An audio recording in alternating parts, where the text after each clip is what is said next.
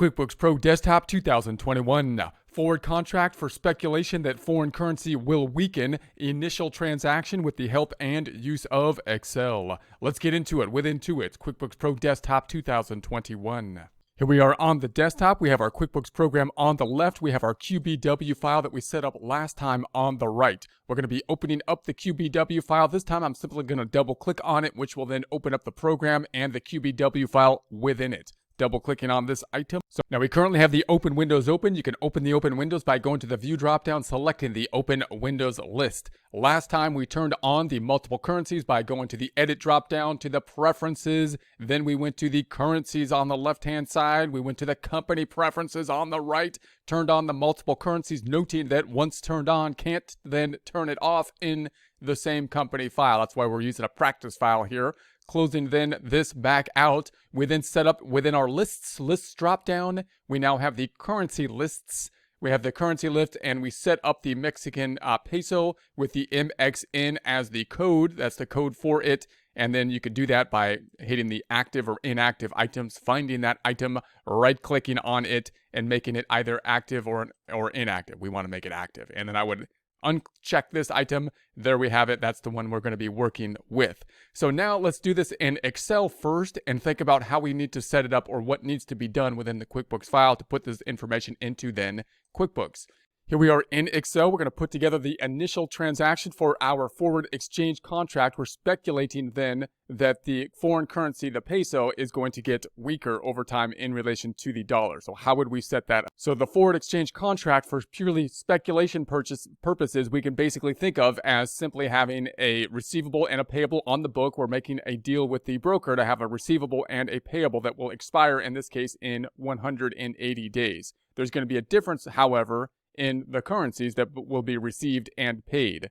So we set up with the broker that we're going to be receiving then the dollars in the future. So we got an accounts receivable that we're going to be receiving in dollars, and then the payable that we're going to be paying in the future we're going to have in the foreign currency, or in the pesos in this case. So no money is exchanging hands at the point in time we put the initial deal in place. 180 days, there's going to be a receivable and a payable. We're going to be getting something and we're going to be paying something that as of now have the same value according to whatever exchange rates we're going to be using now, which is actually a forward rate.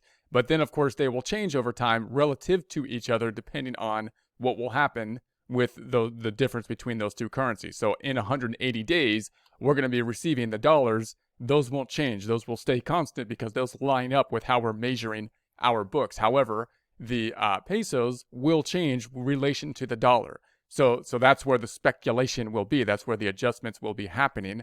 Now, if we're going to be paying something later in a foreign currency, we're hoping for the foreign currency actually to devalue over time, right? Because if it's on the books, if we're valuing it at some value at this point in time, and the peso's purchasing power goes down relative to the dollar in the future, then that would be a good speculation for us. So that's going to be the speculation that is playing out. Now we need to put the dollar amounts on the books here. Now you would think that if we had a contract that we're going to have 5,000 that we're going to be paying in the future in pesos, that you could then use the rate to value it on the books as of today using today's spot rate, which is what you would typically get within the QuickBooks system. You can actually find the spot rate as of that current day. But that's not the case here because we're doing a speculative contract, a forward contract. Therefore, we're still going to use kind of market speculation, market rates, but we're looking at the forward rates. We're speculating what the rate will actually be when the money exchanges hands, which is going to be in 180 days. So we're not using the spot rate. We're actually trying to speculate out what will actually happen in the future. It's still a speculation because, of course, that rate will change as more information passes over time as we get closer to the actual date when the money will exchange hands. So that's going to be kind of the tricky part that you got to keep in mind as you enter this stuff into the QuickBooks system as well, because QuickBooks, you can find the spot rate today by just downloading the spot rate, but we have to think about the difference between these two rates. We're using a speculative rate here for what we think the rate will be in 180 days. So to calculate that, let's pull out the trusty calculator first to calculate this out and say trusty calculator. That means that if I'm paying 5,000 5,000 pesos in the future times the forward rate, which is the 0.74 times 0.74, we've got that 3,700. So I'm going to put this on the books at this point in time at the 3,700. I'll do the calculation again here, which will be equal to the 5,000 times the 0.74, the 0.74. And that's going to be the debit and the credit. So that means that we valued the 5,000 pesos that we're actually going to be paying at the end of this in 180 days. And then we put it on the books for that amount, meaning we're actually going to be receiving from the broker in dollars $3,700. That's not going to change as we move forward.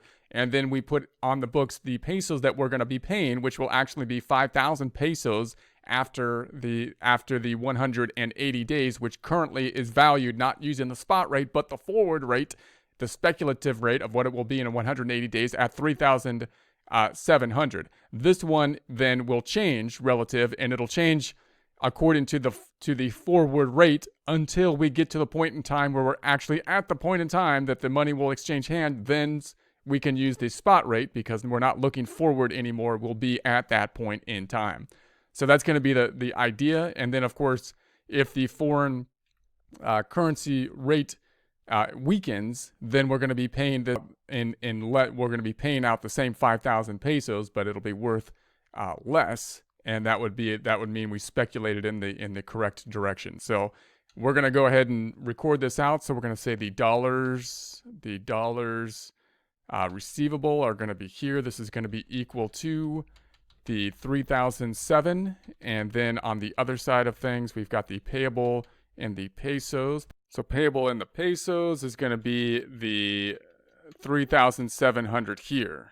So note this is basically the opposite of the prior presentation where we had a forward contract where we had the receivable that was in the foreign currency. The receivable in the foreign currency last time was in the pounds, and then we had the payable that was in the dollars last time because we were speculating then that the currency would get stronger, and so now we're basically doing the opposite to that. Now, when we put this into the QuickBooks system, we want to be able to set up an account that will help us to manage the receivable and a payable. So therefore, the accounts receivable account we could put into just a normal receivable because it's going to be just in dollars. The payable account, however, is going to be in a foreign currency, so we need to make sure that we don't put it into like an other account rather than a payable type of account, not an other current liability account, but a payable account, so that we can use the QuickBooks system to calculate the changes in the foreign currency. We need that set up. We need to have the foreign currency obviously set up, which we did last time, setting up the foreign currency for it. We're going to need to set up a vendor and a customer,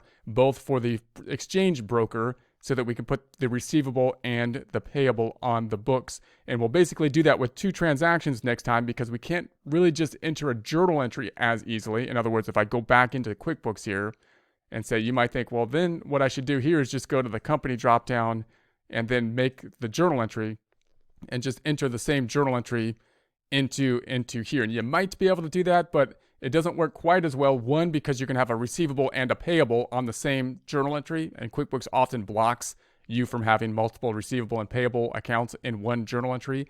And we might want to use the flow system in order to help us to calculate the differences in the exchange rates. Therefore, the payable we might want to put on the books with a bill and then pay it with a pay bill, and that'll help us to calculate the differences in the exchange.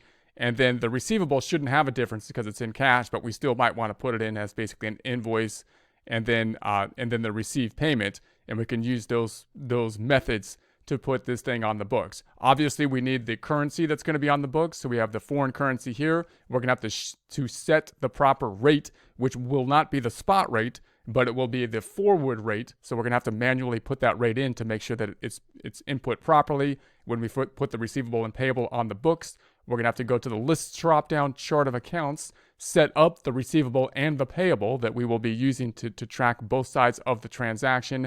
Then we're going to have to go to the vendor center and set up the vendor, making sure that the vendor has the same type of payment method, in our case, the foreign currency, that we can set up. We have to set up a vendor that we're going to be paying in foreign currency, and then we'll have to set up a customer, which should be straightforward because the customer, which will be the exchange broker in this case, will simply be in dollars. So it'll be a fairly straightforward process there. So although it's just a pretty simple journal entry here, it can be a little bit more complex to get it initially set up within QuickBooks, but once set up, QuickBooks will help us to automate the process and make it less likely that we're going to make errors through that automation. So we'll practice that next time.